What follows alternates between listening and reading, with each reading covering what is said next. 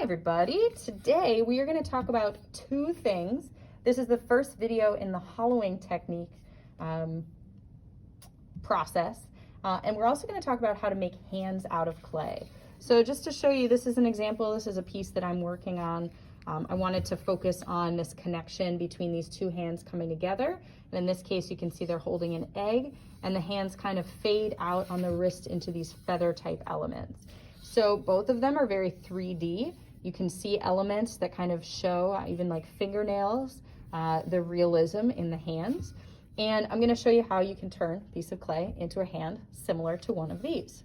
So the first thing we're gonna do is take a piece of clay that's been wedged already, or if it comes straight out of the bag, you're good to just use this as is.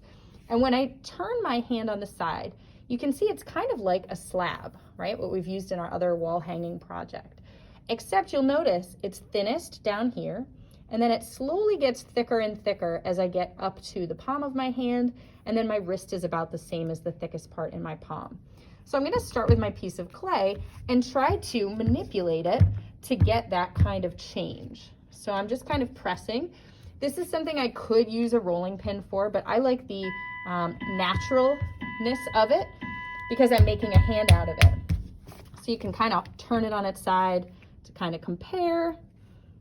I'm not too far off, I'd say, from what I want. Now, if you're making a hand that's bigger than your own, you'll have a little bit more work to do. I'm gonna make one the same size as mine. A lot of times I work in self-portrait or expressing an idea about me, so it makes sense to keep it about the same size as me. All right, so no matter what position I'm gonna do with my hand, you typically wanna start with a flat hand and cut that out first. Maybe with the exception of a closed fist. This might be better as a pinch pot or a solid piece of clay that you carve into. All right, so I'm gonna put my hand on, and I'm just gonna trace. Notice that my fingers are together, and notice I'm not leaving any space. I'm just kind of drawing where these are. I'm not actually cutting, hence using the pencil just to kind of remind you of that. All right, so now you can see, here's my hand. If anything looks wonky, I can fix it right now.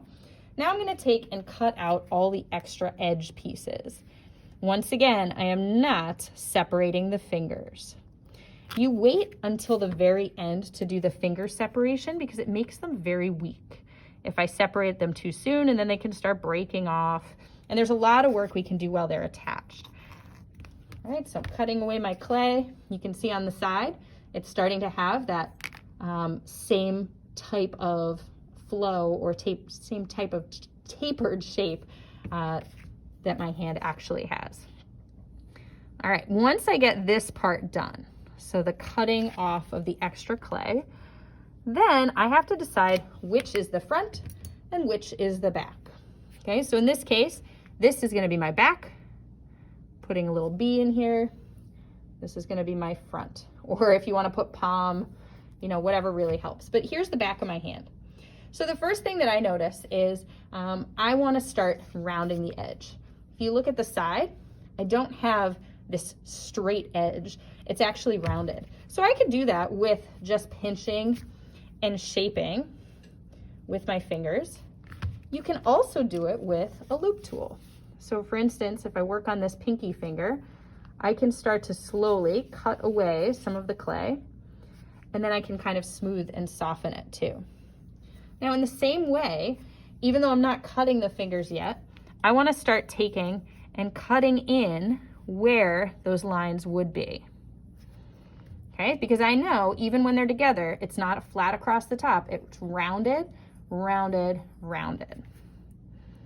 Okay, so just slightly cutting in. The clay is soft enough that I can kind of smooth it, shape it, press it to kind of get the shape that I need. Okay, so I would keep doing this all the way across. Remember, you can take a lot of time with this. I'm just showing you the quick version.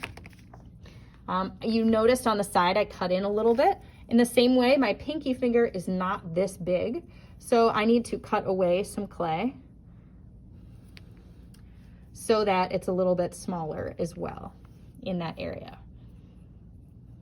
Okay, and I would keep moving on and doing the same thing to each of these fingers, rounding them off, cutting away clay to start getting that shape. All right, another thing that I noticed in the back is if I'm going to bend my hand, you see knuckles and you see ridge points. So there's flat and then there's a bend. Flat, bend, bend, okay? So each of those things you can kind of manipulate your clay in a couple ways.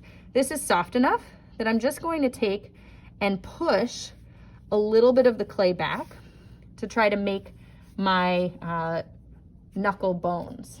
You also, since the clay is soft enough, can place some clay on and really smooth it in to start creating those ridges. Okay, and I could keep doing that all the way across. For things like your fingernails, this is a later detail. I can show you in another video how you can create those details. But keep in mind, to create some kind of realistic wrinkles, you can also use a tool to kind of cut into those. That's also a later detail. All right, let's say I finished up even the other side. I did all of my carving, so it looks pretty hand-like. Then you want to start bending it into the shape that you want it in. Okay, at this point, it's a good time for you to start cutting the fingers. I'm only going to cut one because I only finished one. And now with cutting, since it's still soft, I can get my hand better in there. I can smooth out that area. If I need to, I can get a tool in there to kind of clean it out a little bit. And now when I go to bend, I can kind of get a little bit more accuracy, especially if I'm going to split up the hands or the fingers. Now, once I get this into the position, I don't want to keep wiggling it, because the more wiggling, the more cracks that are going to form, and then I'm going to have some issues. So I might leave it in this position, prop it up with some clay, or I might lay it on top of something so that it stays in that position. We don't want to keep bending it back and forth and back and forth.